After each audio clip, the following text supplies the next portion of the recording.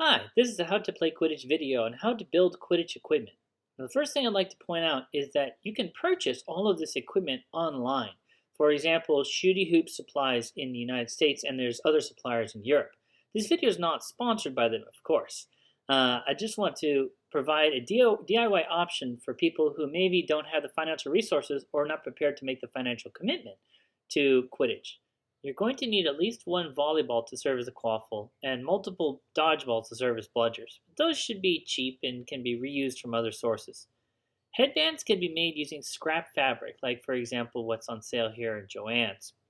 Scrap fabric is a great source of material for headbands because it's very cheap. This bolt of fabric here costs under $2. Simply measure the space you want around your head and then cut the piece of fabric. More advanced headbands will be covered in a later video. As far as snitch equipment, that has already been covered in another online video, which is on how to play Quidditch's live Facebook feed. But here I'm going to cover how to make the bases, and I'm actually going to cover 4 different builds for the bases, as well as the loops, the posts, and then also the brooms that you're going to need for Quidditch. The agenda is shown here in case you already know which one you want to make, and I'll also put them in the description on the YouTube video. So the first build we're going to do here is what's called the temporary hoop base. It's the cheapest, the easiest, and the quickest to make, assuming you have a PVC cutter. So you're going to buy PVC, which comes in these 10-foot long poles, and you're going to need tees. You're going to need 3 tees per base plus another tee to make the loop, which we'll talk about the loops later. So to make a tee, we're basically going to make it we're going to use 3 tees to make an H shape. And you're going to need 6 pipes. I'm using here 1.5-foot pipes, 6 of them, which is almost the entirety of a 10-foot pole. And so what that's going to do is it's going to cause me to make an H shape, which, believe it or not, in just a couple minutes of work forms a very nice base. The hoop we're going to do separately. But that's just a temporary base. It's very unstable and falls over and twists very easily. So here we're going to look at actual bases that are meant to be used.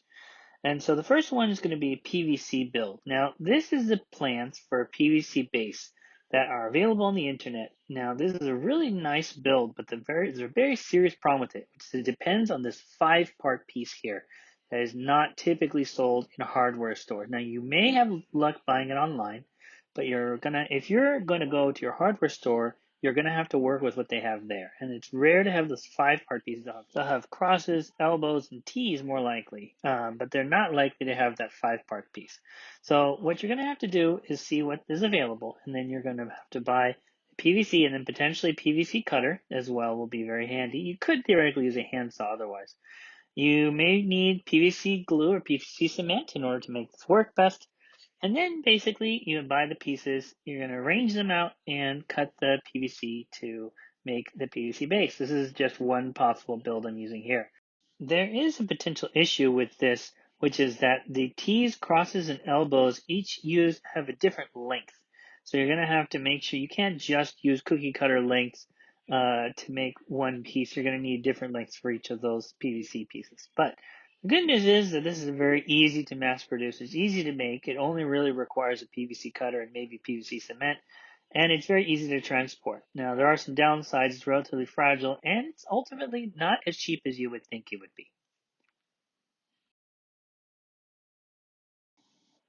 Now, this next build is called the concrete bucket method, which produces what are actually the cheapest and the easiest in terms of amount of work you have to put in.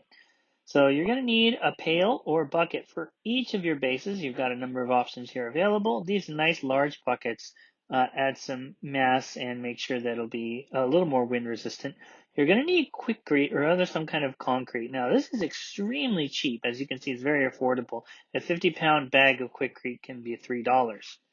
You're also going to need either to put an end of a PVC or you're going to need a bushing. Now, the nice thing about a bushing is that it fits into this adapter. This adapter is what you're going to use to make a connection between the post and the bushing.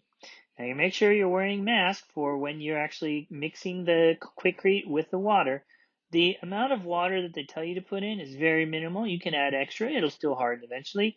It'll produce some kind of consistency that looks like wet sand, and then it'll dry overnight. Now, when you put in the bushing, or if you use the end of a piece of PVC to stick it into the concrete, once it's in, it's not going to come out. So make sure that it's in a good position when it dries. This is the easiest one by far and the cheapest one, but it has a lot of problems. It's very bulky and uncomfortable to carry around. And if they do happen to break, then you're out of luck. The last method we're going to cover here is making a wood base. Now, there's a lot of options with wood. Unfortunately, wood is not really that cheap. If you can get pallet wood for free somewhere, that may work better. Now, you're going to need a bushing, and then you're going to need some kind of a hex bolt and hex nut. Make sure that you take the bushing from the PVC section or plumbing section and try out the hex nut and hex bolt to make sure that they'll fit through with enough space for the wood. So this here, and your other thing you're definitely going to need for this build is power tools. There's a kit, a $30 kit with a power drill, and the one I'm using is a similar price. So even a cheap power drill will get the job done. If you use a drill bit that's not as big as the hex bolt, you'll need to enlarge the hole you make by wheeling in a circle. Once you get the hex bolt through the bit from the bottom side, then you're going to place the bushing and then the hex nut over the hex bolt, and then that makes space for an adapter. Now, this is an excellent build because it is versatile. As you can see, you can decorate with paint, resin, acrylics, all kinds of different things you can use to decorate this base. It's also relatively easy to use. There's a few problems. The main problem, of course, is that this requires a lot of tools. This also takes a lot of time and work in order to complete. But if you can find the lumber and if you have the tools, this is an excellent build. Now I'm going to discuss how to build the loops, which you can make either by cutting a hula hoop or buying some kind of irrigation tubing. Now, I went and found these hula hoops on the internet, but I didn't end up ordering them because I already had some PEX, which I wanted to demonstrate. This is $50 for 100 feet of PEX, which can make up to maybe about 12 hoops if you stretch it right. And you're going to need a T for each one.